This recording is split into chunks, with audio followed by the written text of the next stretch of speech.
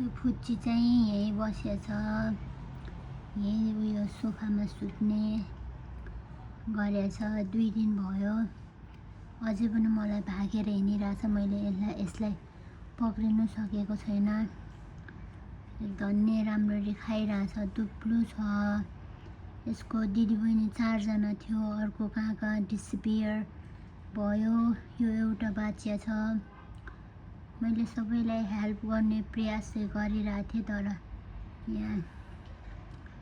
यहाँ मेरो इम्प्लोयरहरू अनि यहाँ छिमेकीहरूले गर्दा यिनीहरूले हेल्प गर्नु पाएन। मलाई खाना नदिनु बिरालोहरूलाई भनेर वार्निङ दिइरहेको थियो। सो उनीहरूको कारणले फोहोर बनायो धेरै बिरालोलाई भाँचिएर भनेर यिनीहरूको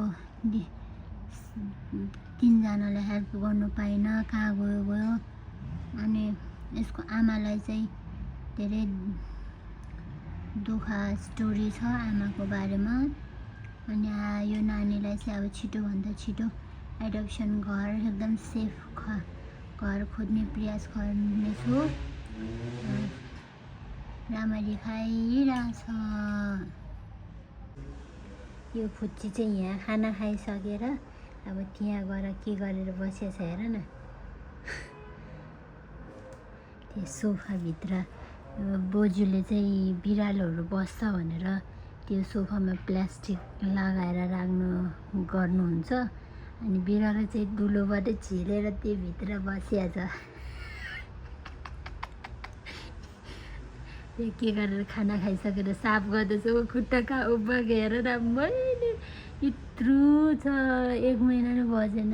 बहिनी मलाई हेर्दैछौ, पक्रिनु सकेको छैन। पक्रिनु सक्यो भने सफा सुग्घर गरेर रुममा ल्याउनु पर्यो भनेको।